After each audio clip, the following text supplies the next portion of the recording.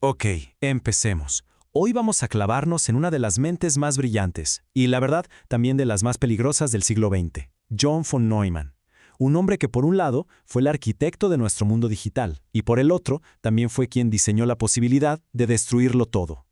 A ver, para que nos demos una idea del nivel, su inteligencia era casi una leyenda. Y no es una exageración, ¿eh? Sus propios colegas lo decían. Incluso se cuenta que el mismísimo Albert Einstein, que bueno, era Einstein, se sentía intimidado por la mente de von Neumann. Imagínense eso. Es que la cosa llegó a tal punto que sus compañeros bromeaban, o quién sabe si era broma, con que en realidad no era humano. Decían que era como una especie superior, un ser superavanzado, que nomás se hacía pasar por uno de nosotros para que no nos asustáramos. Y esto no era pura habladuría. Tenía habilidades que de verdad parecían sobrehumanas. Por ejemplo, podía dividir mentalmente números de 8 cifras en segundos. Hay una anécdota increíble. Un colega se pasó toda la noche trabajando en un problema con una calculadora mecánica, y a la mañana siguiente llega von Neumann y ¡pum!, lo resuelve en su cabeza en menos de un minuto. Y por si fuera poco, tenía memoria fotográfica. Se acordaba, palabra por palabra, de libros que había leído 20 años atrás. Una locura. Ok, pero ¿cómo nos afecta eso hoy? Pues su legado está en todos lados, tan metido en nuestras vidas que ya ni lo vemos. Prácticamente toda la lógica que hace funcionar el mundo moderno salió de su cabeza. Para entender por qué fue tan revolucionario, hay que pensar en cómo eran las primeras computadoras. Y la verdad, no se parecían en nada a lo que conocemos. Tenían una limitación gigantesca. Estaban hechas para hacer una y solo una tarea. Si se quería que hicieran algo diferente, había que apagarlas y literal cambiar los cables, ponerse a recablear todo el aparato. Imagínense lo lento y poco práctico que era eso. Y justo aquí es donde llega su idea que lo cambió todo, la famosa arquitectura von Neumann. Él propuso algo que hoy nos parece súper obvio. ¿Por qué no guardar el programa, o sea, las instrucciones, en la misma memoria que los datos? Esa idea, tan simple en apariencia, es lo que transformó a esas máquinas de una sola función en computadoras que podían hacer de todo. Es la razón por la que un teléfono puede correr miles de aplicaciones distintas. Y su influencia llega a cosas que usamos todos los días sin pensarlo. Ese algoritmo que ordena los correos por fecha o las listas de reproducción de música, el Merge Sort, lo inventó él, allá por 1945.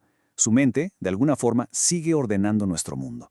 Pero ahora vamos a la otra cara de la moneda, porque esa misma mente genial que construyó nuestro mundo también diseñó las herramientas para destruirlo.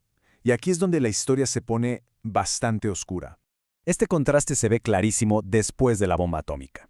Mientras Oppenheimer estaba lleno de angustia, citando textos sagrados y diciendo que los físicos habían conocido el pecado, von Neumann tenía una postura, digamos, mucho más fría. Su respuesta a Oppenheimer fue algo como: a veces uno confiesa un pecado solo para llevarse el crédito. Cero culpa, cero remordimiento, pura y dura lógica. Y esa lógica era aterradoramente precisa. Fíjense en este número, 1870 pies, que son como 570 metros. Esa es la altitud exacta que él calculó para que la bomba detonara sobre Hiroshima. Ojo, no al tocar el suelo, en el aire. ¿Por qué? Para maximizar la onda expansiva y con eso el radio de destrucción y el número de muertos. Un cálculo frío. Y no paró ahí, ¿eh? Ya en la Guerra Fría, él era de los que abogaban por un ataque nuclear preventivo contra la Unión Soviética. Su lógica era implacable. Decía: si de todas formas los vas a bombardear mañana, ¿por qué no hacerlo hoy? Él creía que era mejor atacar primero, antes de que el otro tuviera chance de responder. Toda esta forma de pensar venía de un campo que él mismo inventó, la teoría de juegos, que básicamente es el análisis matemático de las decisiones estratégicas. Para von Neumann, la política, la economía, incluso la guerra, no eran más que eso, juegos. Juegos muy complejos, claro, pero al final del día, juegos que había que ganar. Pero aquí viene la parte más extraña de todas. Esa mente de supercomputadora vivía dentro de un tipo lleno de contradicciones. Un hombre que, por un lado, calculaba el fin del mundo y, por el otro, amaba las fiestas y chocaba su coche cada 2x3. Lejos de ser el típico científico encerrado en su laboratorio, sus amigos le decían Good Time Johnny. Le encantaba hacer fiestas en su casa, dicen que hasta 2 por semana. Eran fiestas ruidosas, con mucho alcohol, y mientras tanto, él seguro estaba resolviendo en su cabeza algún problema que cambiaría el mundo. Y luego estaba su manera de manejar. Era un pésimo conductor. Chocaba cada rato. Pero lo mejor es la explicación que le dio un policía una vez, con toda la seriedad del mundo. Yo iba por la carretera, los árboles a mi derecha pasaban de forma ordenada a 60 millas por hora. Y de repente, uno de ellos se me atravesó. O sea, el tipo que podía calcular la trayectoria de un misil no sabía ni estacionarse. Todo esto ayudó a crear su leyenda. Él era parte de un grupo de científicos húngaros súper brillantes que trabajaban en Estados Unidos, y sus colegas les pusieron un apodo: los marcianos. El chiste era que venían de otro planeta, que su nave se había estrellado en Budapest y que solo se hacían pasar por humanos. Así de fuera de este mundo parecía su inteligencia. Y ahora sí, vamos a la parte final de su vida, que es quizá la ironía más cruel de todas para un hombre que vivió para su mente. Le diagnosticaron cáncer, muy probablemente por estar expuesto a la radiación en las pruebas nucleares.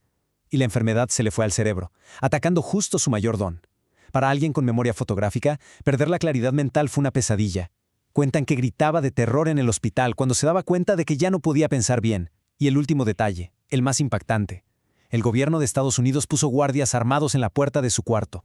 Y uno se pregunta, ¿por qué los guardias? Pues porque el gobierno tenía pánico de que, en su delirio, por el dolor o los medicamentos, empezara a soltar secretos de Estado.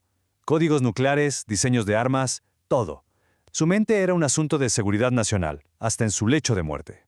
Su último movimiento fue, como no, una apuesta. Aplicó su propia teoría de juegos a la vida después de la muerte. En su lecho de muerte se convirtió al catolicismo. Y su lógica fue esta: si Dios no existe, no pierdo nada, pero si sí existe, lo gano todo. Fue su cálculo final. Y todo esto nos deja con una pregunta flotando en el aire. ¿Quién fue John von Neumann? ¿El genio que nos dio el mundo moderno? ¿O el monstruo que nos condenó a vivir con el miedo constante de la aniquilación? Y la respuesta más inquietante, quizá, es que fue las dos cosas al mismo tiempo.